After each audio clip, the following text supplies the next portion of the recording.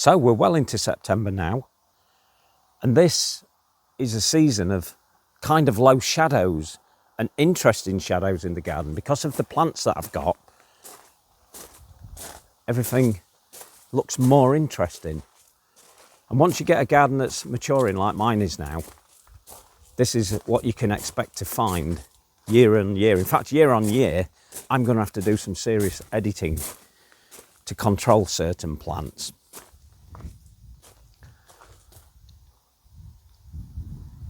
As I said, it's September and things are looking good. The Acer there is definitely now showing its autumn colours. It has been doing for probably 5 weeks now. And that won't be too long before they begin the process of falling. Can you believe already? But what a year it's been. I'm in the gravel garden, as you can see, and as you probably know, the regular viewers. And it still looks absolutely fantastic. I'm so pleased with it. I'm not going to go through all the plants. There's just way too many now in the garden. I really need to do a more focused approach. But for this video, I think I'm just going to generalise. Now this is, as far as I'm concerned, up at Grassy Bottom, this is the season for Miscanthus. And they are looking really, really good now. I've not had a proper look round because I've been away. So this morning I decided I'd get out here and have a look and see how the Miscanthus are doing. It's doing all right. This one is Miscanthus Memory, a real beauty, as they all are. Very underappreciated Miscanthus if you don't understand them. That's a nice little view up there. That's the gravel garden pergola. I've got some nice planting around it now as well. And it's lovely to sit there actually. And it looks so inviting. Every time I look at it, I want to go sit down, but obviously I haven't got time. We've really missed the best of this plant I'm going to show you now, this Nyphophia. But that does show you the colours. They're a really bright orange. Now I thought I'd lost this one because I had to replant it elsewhere, and then I had to move it again because it just wasn't doing very well where I'd moved it to. So I moved it back here and it's doing all right. It looks little.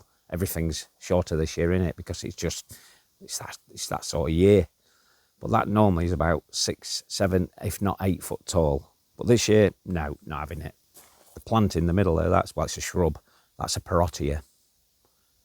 And it's now going into its fiery autumn colour, which is a lovely, what would I call that? Purple red? Beautiful. Crimson. Crimson's a better description. Because I've got so many different plants and shrubs in this garden, and trees, we get differing autumn colours as the year goes by. So we keep the show going for quite a long time. That's a lovely little plant. That's a solidago called Leicester Crown. Very small this year. Everything is. I keep saying it, but everything's so small this year. That should really be a foot to 1.5 foot higher than it is. But it looks good. I keep toying with removing these completely, these Rudbeckias, because they're on a bit of a slope, and this year they've really struggled. But this time of year, they do really shine out. So I've left a few of them just to add interest, with the intention that the euphorbia that you can see down there, which is just a good blue selection I took years ago, is going to take over the show. At some point, it'll be a bit like my own Malachi. It'll do the talking in this border, hopefully over time. The asters are starting their show. That's being one of them. Only just starting, some of them. So they're going to carry on the show for quite a long time. That's looking good now. That's the elder, the laced up one. And it's growing quite well now. Now I've got to decide over time how I'm going to treat that, because that is going to become probably a 10-foot plant eventually. And I don't want it to be too wide, because if it becomes too wide, then I've got to do some severe pruning back. But we'll deal with that if it happens, and it is going to happen. I'll be quite honest with you. That will become a problem in the future. As you can see, we're starting to get shadows all over. A lot of shading going on at this time of year, but that's what grassy bottom does at this time of year, because I've got some trees, I've got some established shrubs going on now, and it's creating more shadows. So over time, we really need to keep our eye on that and deal with it.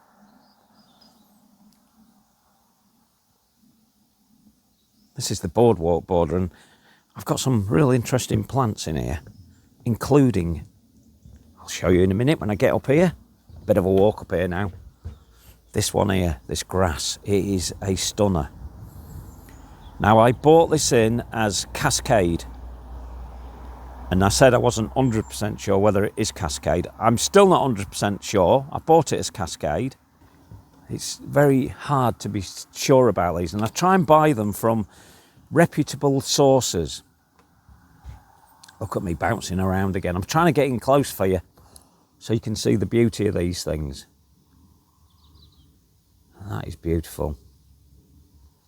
In my mind, it's beautiful. We get this sort of tying up of them. Look, you can see what it's doing there. It's knitting together. And sometimes I'm so sad, I come along and I just open them up, because sometimes they will remain like that, just the way they are sometimes. But it's a beauty. That is a really good colour. A reddy brown colour. And a nice sized plant. And I've got it next to some nice perennials as well. To the left of it, sanguisorba, blackthorn, looking good. And behind it, my own Malachi, Euphorbia Malachi.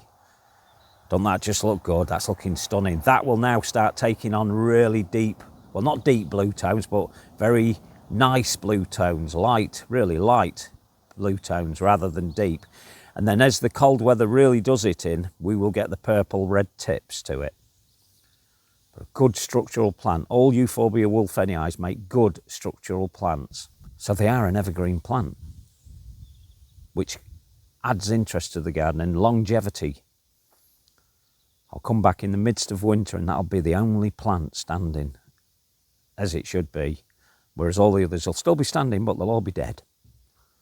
They'll have all met the maker. Well, they won't have met the maker, actually. They've just gone into a winter slumber, which is quite interesting.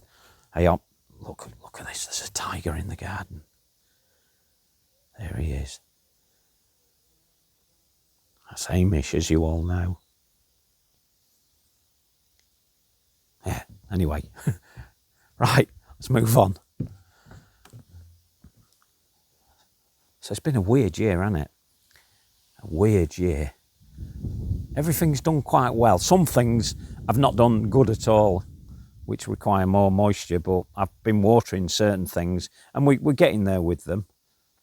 This is a time of year when I will start removing plants that I feel are not working, and this is a border what I've done just that in. In fact, there was a Ligustitium here, a cow parsley looking plant, which is now gone, and I've replaced it with a Phlomis tuberosa Amazon, which is the one down there with the label, and that will take over. But there are other Ligustitiums, seedlings in here that will take over the show as well. I have to be careful. I have to do some editing with that. Things are looking very nice. I need to clean this out again. This pond, I need to clean it out again. It's just looking, it's looking a little bit caked up. Now, we had some really heavy rain apparently on Saturday. I wasn't here. I was down in Norfolk, but apparently we did.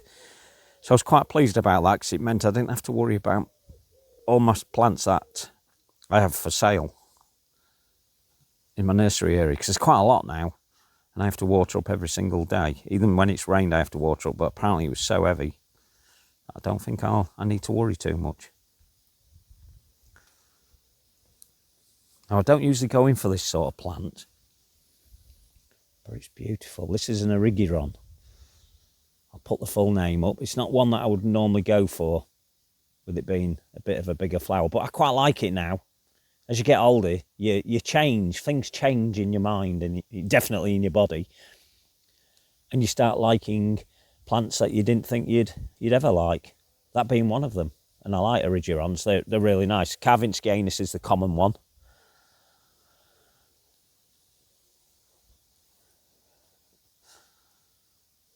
Well, you can definitely feel that we're moving towards, well, not winter yet, but definitely into an autumn. But these plants, this sanguisauber here, they've been looking like that for months. They're quite early flowers, so they've been looking good for a long time. So I like it. I like the transition that we get from summer into autumn. That Miscanthus back there that you can see right in the background. Oh, where's my finger? There we go. Right there. Fantastic. Absolutely fantastic. And talking of Miscanthus, here's another one. Now, this got moved last year, but it's looking all right. And that's quite a large one. And it's been overcrowded, to be quite honest with you. I put plants in there that shouldn't have been in there with it. But at the time, it looked good because it looked like they had plenty of space. But because some of them, are, like the Elianthus in front there, have done so well, they've kind of crowded it. But it's got plenty of space. And next year will be another year and another story. And we will have written another chapter. We will have changed things. Sometimes for the better and sometimes for the worst. Don't worry about making mistakes. I do it all the time. And I don't worry too much. Cloister Pergola is looking good. It's getting more mature now and it's got the roses. That's Gertrude Jekyll. Fantastic. I love that rose. And then we got another Elianthus here called Salicifolius. And it has a better colour than Augealis. It has a nice golden yellow colour, which is very nice. And I prefer that to the ordinary Augealis. In fact, while we're talking about that, let's go back up to Elianthus salicifolius Augealis. So there's Augealis, and it has a more pale lemon coloured flower itself. Look, and it does what all sunflowers do. It's only a small sunflower. Look, put my hand against it, tiny, but it's facing the sun. They like to face the sun. Let's try and keep it still for you. But pretty little flowers. And as you can see, look, most of them are facing the sun. The sun's to the right. And it looks good. It's starting to flop a little. It's a reason that I do actually tie it up, because it can flop a little when it gets too tall. But it hasn't got as tall as it would normally get, so it's done a little bit better than it would normally do. A lot of berries on the sorbuses in my garden this year, and that'll be quite common in a lot of gardens. This one's called Autumn Spire.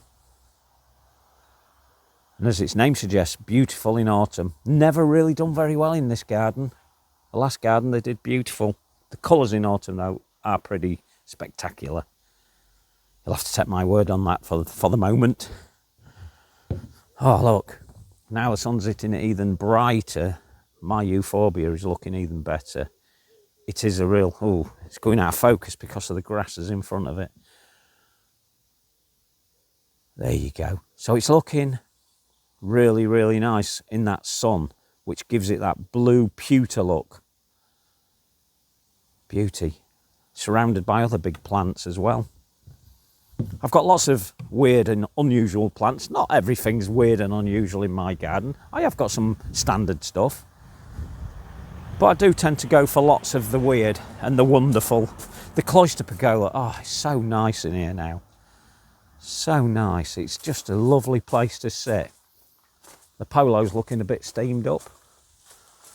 And this area here, as you can see now, look at that. Does that not look interesting? That looks beautiful. In my mind, that looks beautiful. It's got the sunlight sort of cascading in onto the grasses. That's Hackernacloa. And they're still relatively new, 2 years in. In another 3 years, I expect them to be at least 2 foot high. And it will look stunning at this time of year. And they have, believe it or not, the ordinary Hackernacloa macra, which they are.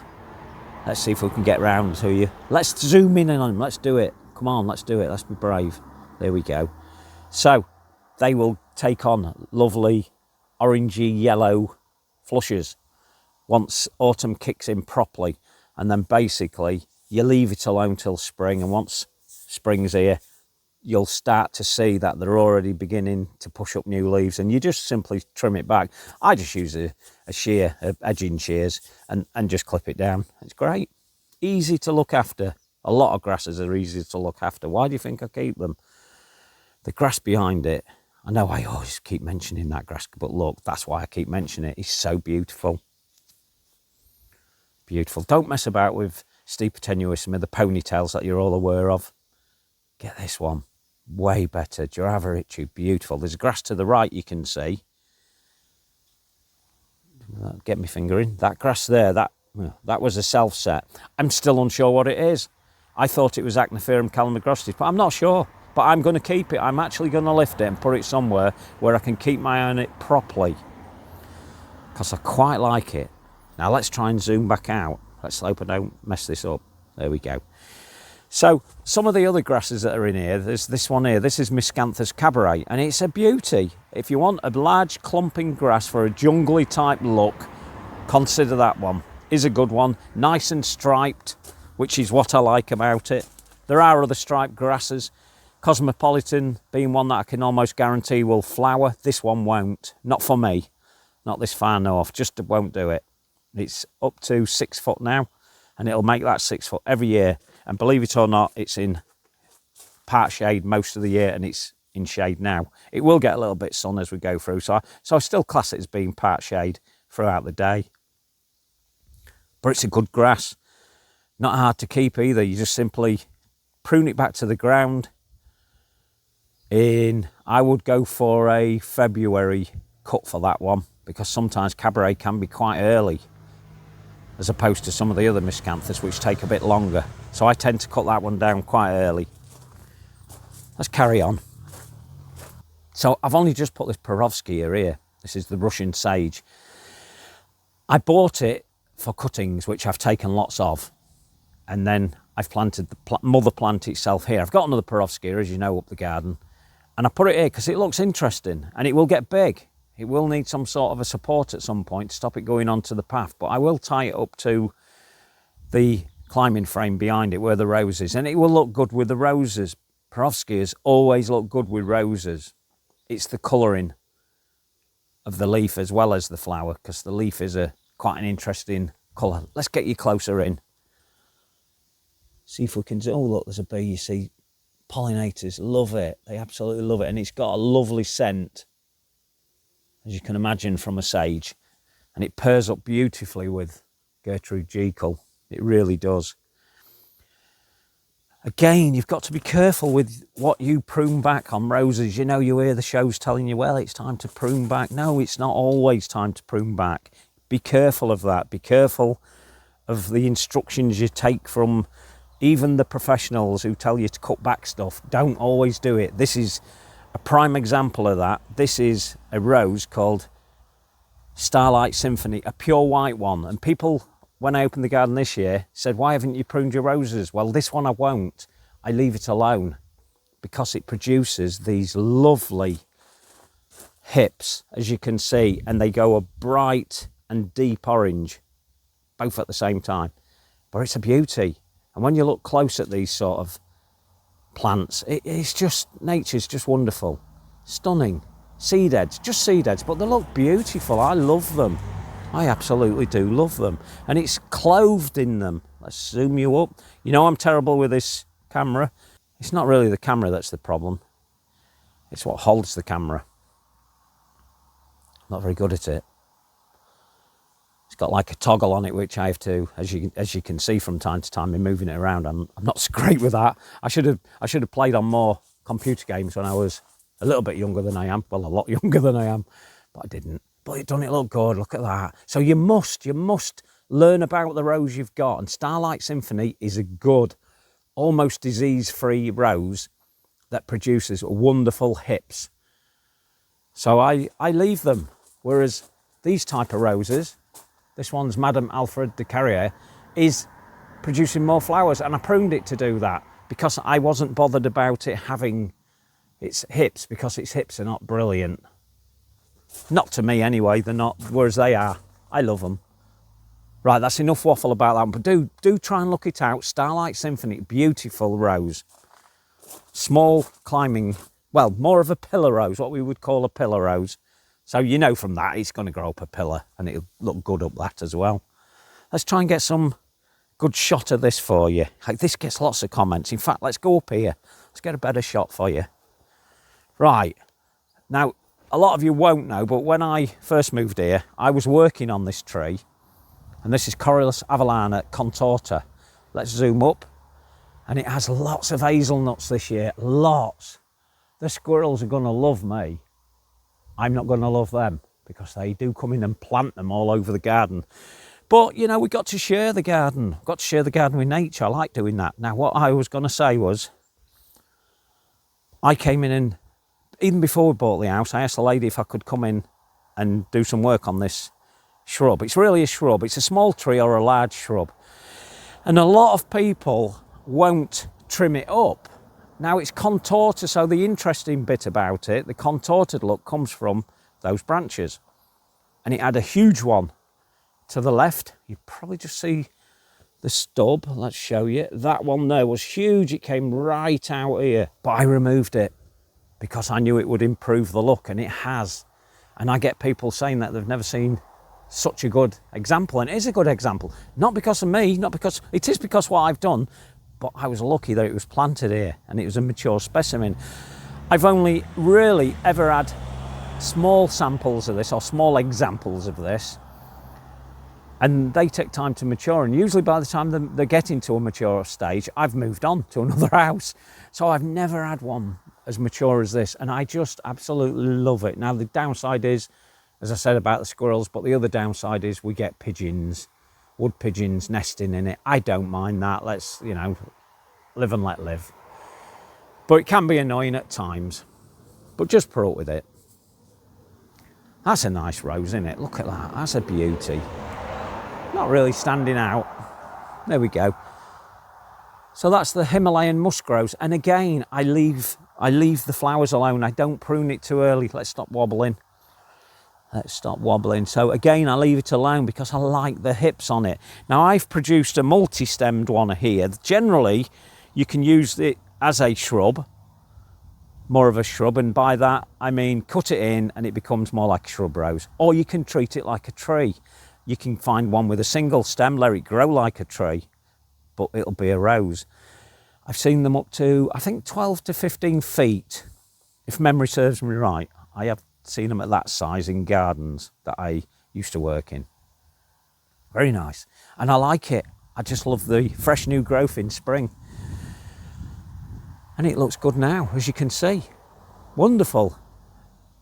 And right in front of the silver birch from here. See, this is one of the, I know I'm moving around a lot, but I'm just trying to show you lots of different aspects of this section.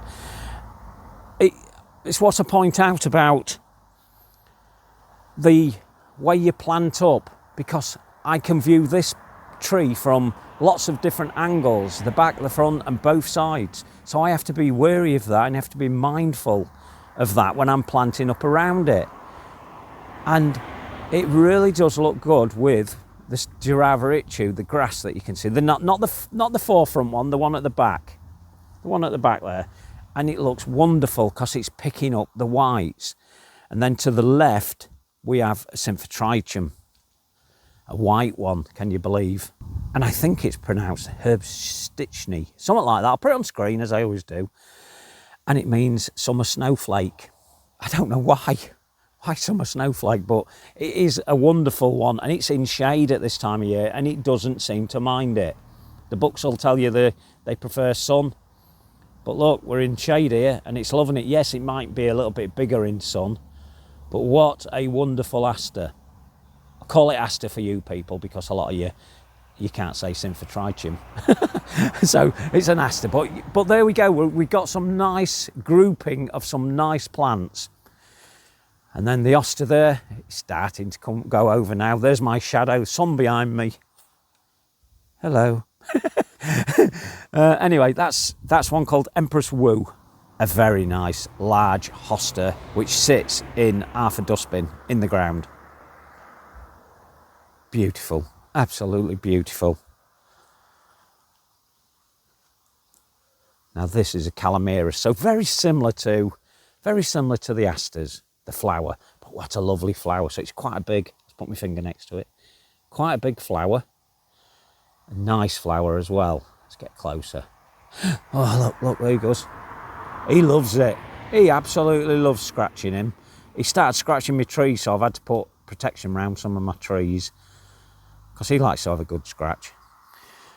Anyway, back to this. So it's calameris, and it's one called Calameris mongolica. And it's in shade, like shade. What can I say? Some plants do. And going back to shade, there's so many plants in there that are shade lovers, but I don't really want to go into them. Not in detail anyway. They're looking good. Oh, actually, come on, I'm going to have to walk you back up the garden because we need to look at this grass. So it's one of the new Miscanthuses, and I was hoping it would be in flower by now, but it's only just gone in a week ago. One of the best new ones, and it has this lovely leaf. Stunning colour, look at that. And then it will produce some lovely seed heads that'll go a white fluffy colour which complement beautiful. It's one of the smaller ones. It'll make about, I reckon, about 3 to 4 foot, and then its flowers will go up above that. But as I say, I love my Miscanthus. You can see there's another one back there, quite a rare one. That one there, that's another Miscanthus. In fact, it's gone out of focus, hasn't it? So I can't really. Let's go in and have a look at it. There we go. Look at that, isn't that a beauty? And they're more yellow than they are pink or brown. Make a more yellow one. A really nice smaller variety. And I've moved some of my Rudbeckias from the section we showed you earlier. We've put them around the Miscanthus for now. That will change over time. That will have to change.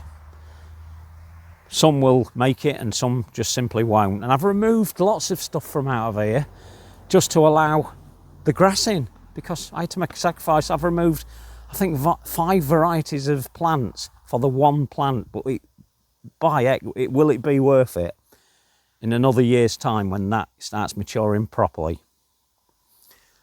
This is a nice Hebe. A really nice Hebe. I had 3 in here, I've removed 2. I've actually potted the other 2 up and I'm going to sell them on. Let someone else get the beauty of that one as well, or the pleasures of owning one. Really nice. This little section's looking good now. It does do in autumn, this section. It was really planted up for that. And it's got the snakebark maple there. Ace of David Eye, one called Viper. Now as it gets older, it loses some of the goodness in the, well, I say goodness, some of the striping that it has that gives it its name. It tends to lose it on the older branches, but the newer ones will still remain very strong. If I can find you one, there you go. So they will remain strong as young ones, and it'll continue to grow. And again, that tree didn't happen purely by chance, the shape of it. I've actually worked on that for the last 3 years, and it's now starting to look a bit better, as you can see. But there are still cuttings, or there are still prunings to be done on that. I must control it. I must, but it has a wonderful leaf as well. We'll try and show you that. And the colours, the autumn colours, will come in pretty soon. And what I like about it is that red on the little stalks of the leaves. They're nice. Is it red? Would you say that's red? I'd say reddy orange. Beautiful, absolutely beautiful. Oh, there's Malachi, Euphorbia Malachi. Oh, shame I'm spoiling it with my shadow. But there you go. It's a beauty. I can't wait for the colour to come in on that. And then what I've done, a bit of a designer's idea or a bit of a design trick.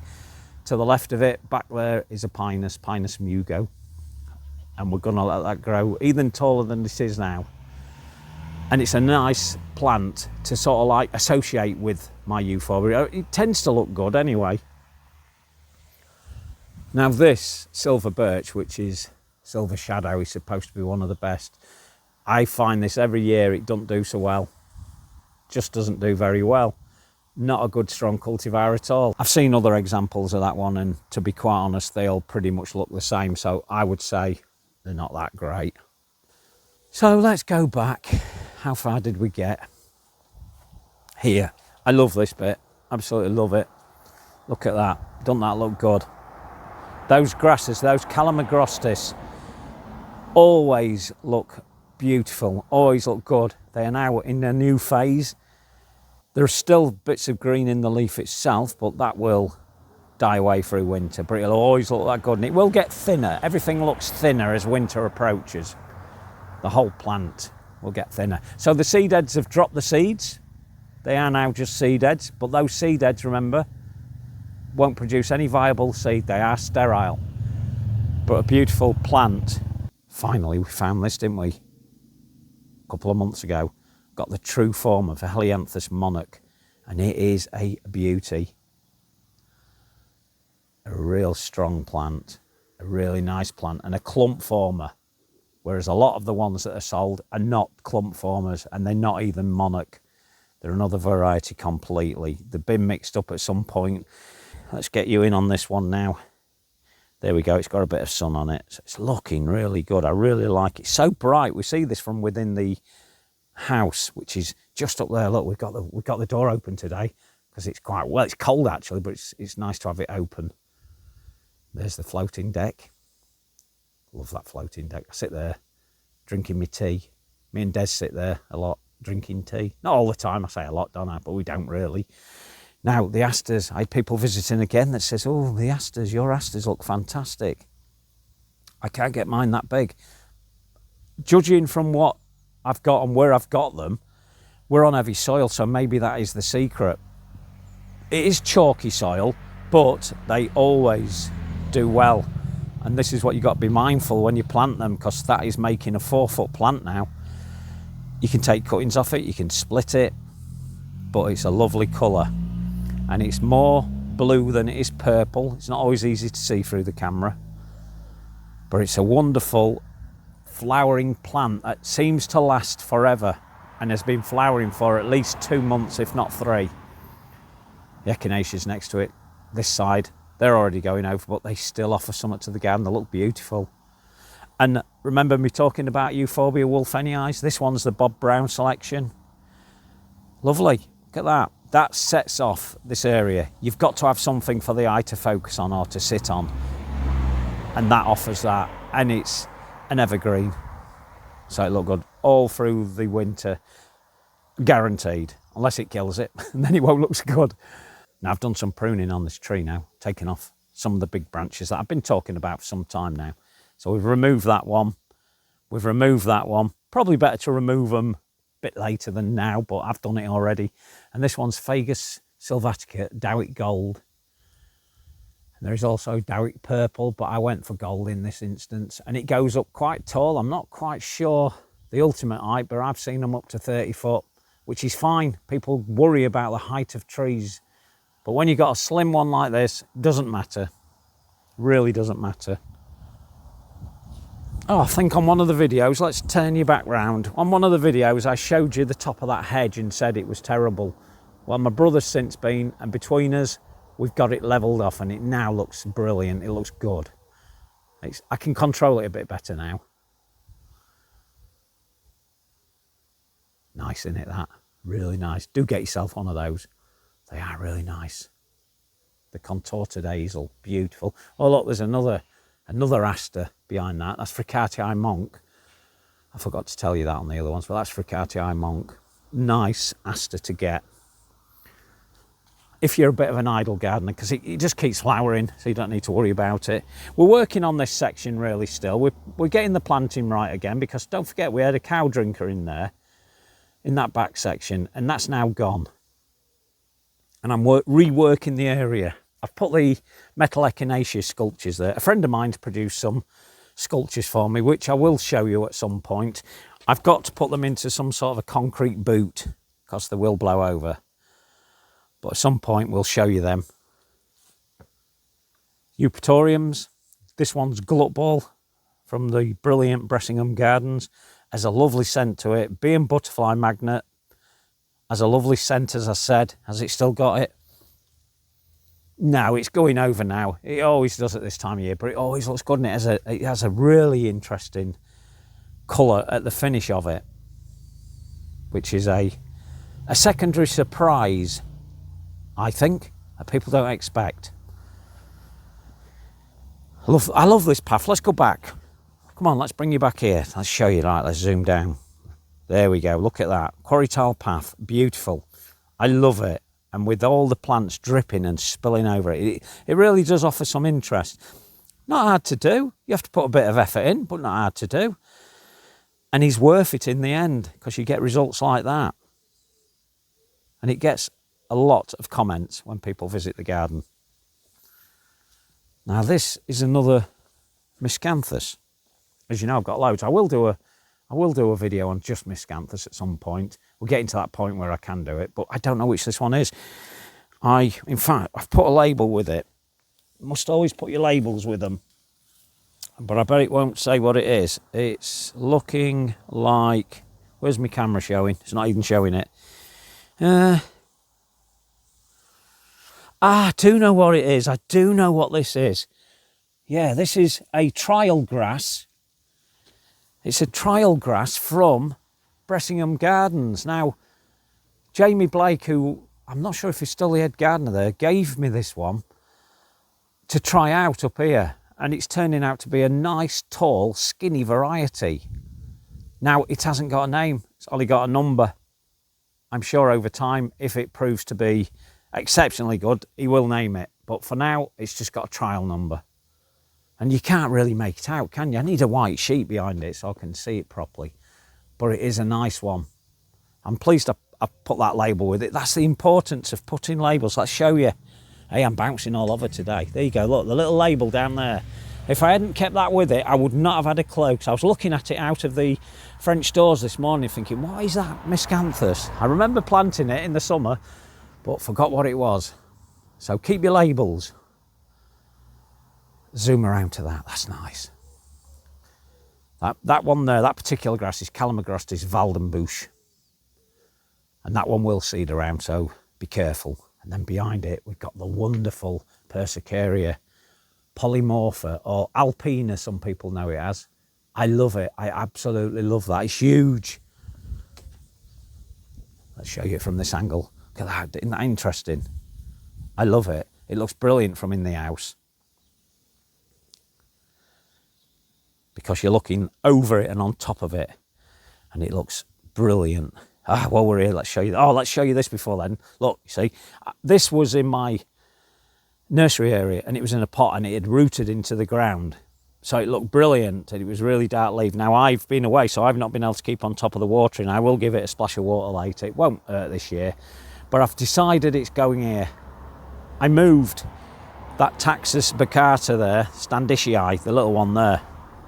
Where are we? There, that one. I removed that from there because I felt that this would look more interesting. And it does. I think it does. And then that is that Waldenbusch or is that? Yeah, I think that one's, oh no, I think it's difficult, you see. Waldenbusch at the back, Carl Forster there, believe it or not. And the reason I know that is because it's taller and skinnier. But both are wonderful. But only Calamagrostis Carl Forster is sterile. The other one isn't. How do we get new plants from a sterile plant? Well, it's obvious, isn't it? We lift it in spring and we split it. And we split it into smaller sections. And it takes well from very small sections, but not so small that they've only one leaf on it. Give it a little clump. Go for a 9 centimetre pot and fill that and you won't go far wrong. Let's show you this grass. This is a great grass, this. It's absolutely wonderful. Look at the colours in it. Now, apparently, and I can't be sure of this, apparently flower arrangers will love this because it stands quite well. It's got some lovely colours in it, as you can see, some flushed purples, pinks. And it has these egg-shaped seed heads. So that's Calamagrostis brachytricha, beautiful, and it takes shade. It can take shade easily. You can put it under the shade, not in a forest, but on the edges of woods where it's very shady, but still gets flashes of light coming through like it is here. This is actually flashes of light coming through the other grasses to the left of it, but it's wonderful. A clump former will seed around. I don't find many, I must admit. I wish I could find more of that because I could sell a lot more of those. So I tend to have to collect the seed and grow from seed myself, whereas I prefer to pick up seedlings because they're so much stronger and you know they're going to do well. And that's in front of that Persicaria. Beautiful. Remember, that's the one I tell you smells like fox pea when the flowers are out. But this is its next stage. So these have been fertilised or pollinated by flies, can you believe? Flies pollinate this one. And that is the phase it's at. It is producing newer flowers. Look, you can see, brand new. This is what it does. This is nature at its best. Oh, look, there's a nice little spider's web there. Looks good. Always looks good at this time. The spider's webs. Beautiful. Going on now, aren't I? Right, so that is what I call the bird coat. It's actually like a little mini dove coat. And it just sits there for no other reason than it looks good in the garden, offers something for the eye to rest on, looks good. Man-made structures, remember I tell you this all the time, nice man-made structures that are really, really nice. And then you get the interest there of the floating deck. It just looks really interesting when you're walking around the garden. You get these new views of everything really. So this is really a Miscanthus border. But as you can see, I've added other plants for interest. But primarily it's done as a Miscanthus border. And this is an old variety called Nishi Dark. And this is one of the earliest to send up flowers for me. Might not be the same down south, but for me, it's one of the earliest. And it's been flowering for about a month and a half now. Nice. I'd say they're, let's get closer on a different one, see what colour we can think they are. I think they're a sort of like gold colour. So not all seed heads on Miscanthus are the same. They're all different. We have all sorts of different colours. There's a particularly good selection here from Knoll Gardens, down in Wimborne in Dorset. Let's move round to here, see if we can get a better shot of it for you. Oh, I'm all over today. It is Sunday morning. Let's have a look. So it's a nice little clump former, and I think everybody's got room for one of those. It's a selection from Miscanthus Yakujima, well, Yakujima the straight one, but they used to call it Yakujima dwarf. So really it's a Yakujima selection that Knoll Gardens made, and it's more pink when it first comes out. I think we can see that.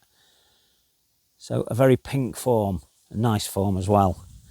And then behind we have a smaller zebra grass. Believe it or not, there are more than one form of zebra grass.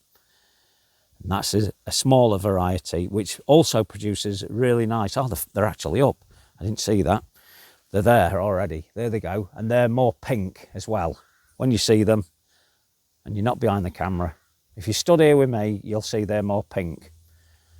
Nice. And a smaller variety. Very floriferous once it gets maturer. Gets to 4 foot, I think, in height in the leaf, and then the flowers sit above that. Back to the Symphotrichums. This is proving to be a really nice one. Nice that. It has darker centres. I assume that's because it's further on. And that is a beautiful colour, and it's a Symphotrichum called Orpheus. And again, look, where's it gone? There it is. Bees love it. Bees love all these sort of plants. You know, bees are starting to collect the last of the nectar that they can get hold of. And asters and Symphotrichums are the plants for that, including the Verbena bonariensis that you can see is tucked in with it. Beautiful. Love it. Another Eupatorium there. It gets mentioned from time to time. Eupatorium cannabinum, one of 2 that I've got in the garden now. Will seed around. Make no bones about that, you will find that as a seedling. I find several, so I remove them, sell them on. More Miscanthus here. I won't do too much on the Miscanthus because we are going to be doing a video on them. And then there's another Miscanthus there, and then this one here. Beautiful. This is another early one. And we will name this one. This one's called Miscanthus sinensis Rowland. And it has more of a crimped flower, but is really nice. Let's get up close to it so you can see what I'm talking about. You can see those seed heads are more crimped, which is nice. I've put an area here, which is really, I call the wildlife area. It's not really, it's just a little area I never meant to do anything with, but because I had to take the plum down, In the background you can see it there. Because I had to take that down, we've developed it as a bit of a wildlife area, and it has the wonderful Bressingham Bountiful buddleia there. Wonderful. All seed heads now, so we're going to get little seedlings all over the place. And people get annoyed by that, but I don't care. Another solidago. This was always here. This is what, 5.5, nearly 6 foot. And even as a dead plant, this one holds well. Oh, another eupatorium here. That's the Cannabinum again. And then, as I said about the sorbus, or the mountain ash to you, they're full of seeds this year, or berries. Full of them, and they're just starting to go into autumn colours. Well, this one is. And this one's called Olympic Flame. And it really will be nice when it gets a bit more mature. It's still a little bit small, to be honest, and look, I've had to protect it. I've had to protect it because Hamish started using it as his scratch post. Ooh, bugger, nearly fell over then. You can see that. There you go. Get in there. So I've had to put some chicken wire around it to protect it because he was scratching it, and that wasn't going to last much longer. So we had to forgive him for that. Okay, so this one here. Now I call this Ivy's Corner.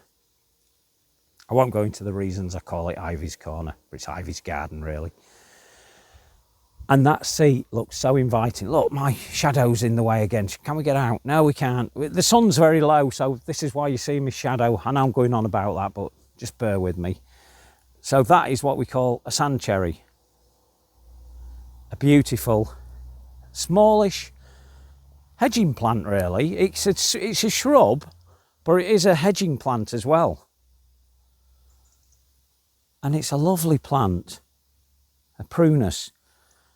I've put it there deliberately to make this section look nice. So when it gets taller, I will shape it a little bit. Not a lot, but it will look really nice. And as you can see, that looks really nice, that area. And it's one of Hamish's favourite places because there's a wildlife place behind him. So where he's sat, he's looking at that section there. And there's lots of mice and voles in there, and he's always bringing one out. And I can't stop him, he's a cat, that's what cats do.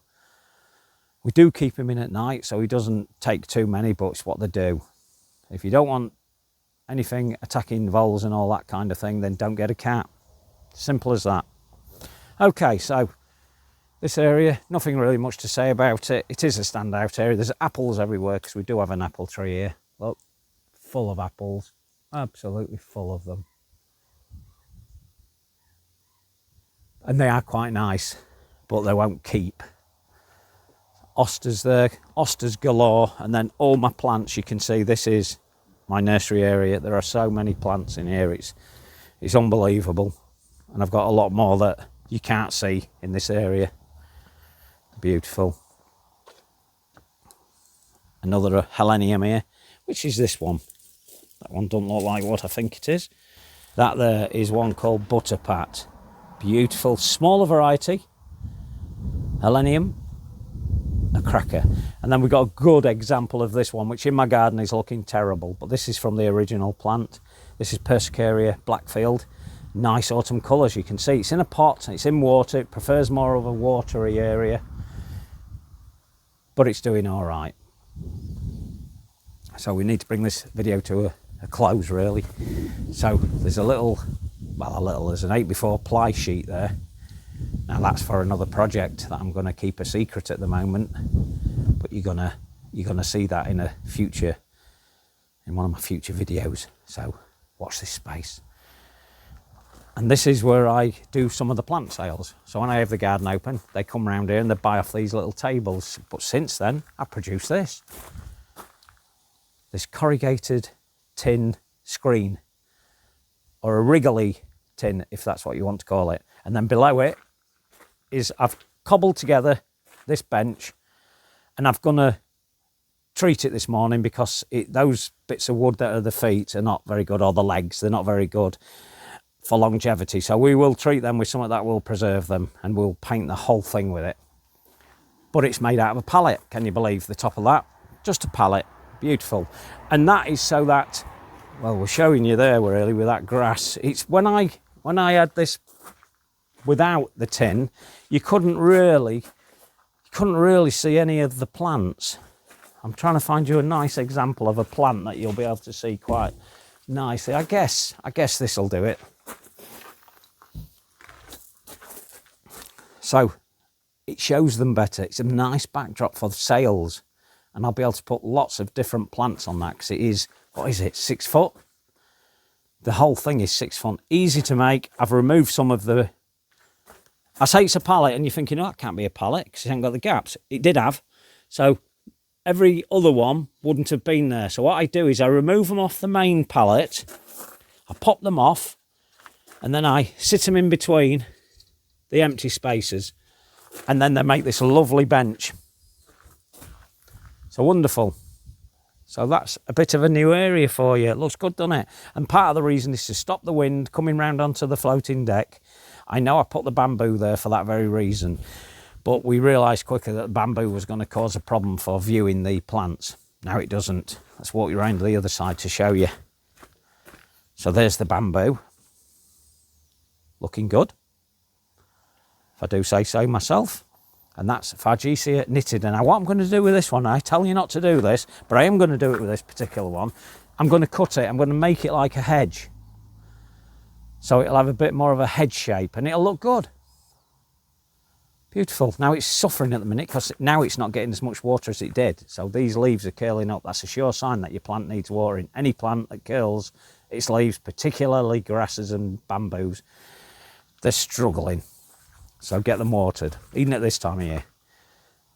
Asters are looking good. They're about done now. They're about to go into some sort of a dying phase, and that can be interesting in autumn as well. For some of them, not all of them, but some of them go beautiful butter yellows. I'll end with this shot because I like it. So that's Ivy's garden down there, and it's beautiful.